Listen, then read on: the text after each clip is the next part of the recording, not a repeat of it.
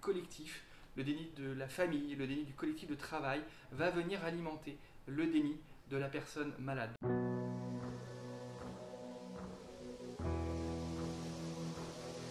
C'est toute l'importance de ne pas fermer les yeux quand on a une personne qui perd pied à un moment donné à cause des écrans ou d'une autre forme de dépendance.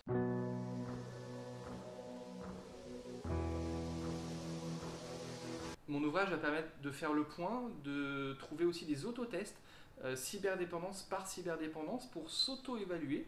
Ce sont des tests qui sont scientifiquement validés et qui donc permettent de se situer pour voir si c'est un usage à risque ou pas. Exemple sur les réseaux sociaux, exemple sur ce qu'on appelle le binge watching, l'usage intensif d'une plateforme de vidéo à la demande. Pareil pour les achats compulsifs, etc. Et puis également de retrouver des conseils pratiques, parce que c'est pas le tout de se rendre compte qu'éventuellement on a une relation compliquée avec son usage des écrans, mais surtout de trouver ensuite des conseils pratiques pour auto-réguler son usage des écrans et éventuellement trouver aussi des manières de déconnecter en famille ou au travail. Chaque chapitre commence par une petite vignette clinique, un petit récit de vie d'un patient qui témoigne de sa cyberdépendance, donc des personnes que j'ai pu accompagner personnellement.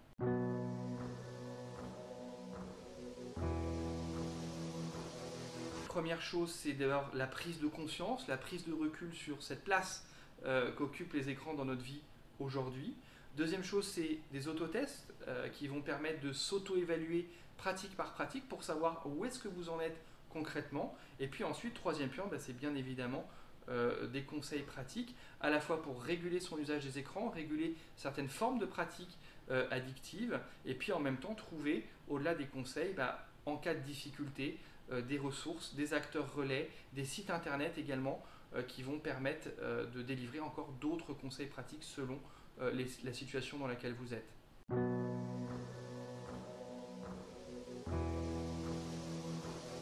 Alors cet ouvrage, il s'adresse aussi bien à quelqu'un qui s'interroge pour lui-même vis-à-vis de son propre usage des écrans, mais ça peut être aussi en tant que proche, parce que vous avez un collègue, parce que vous avez un ami, parce que vous avez un parent qui a une relation peut-être compliquée ou un usage intensif des écrans et que vous ne savez pas forcément comment aborder le sujet parce que vous vous sentez un petit peu démuni.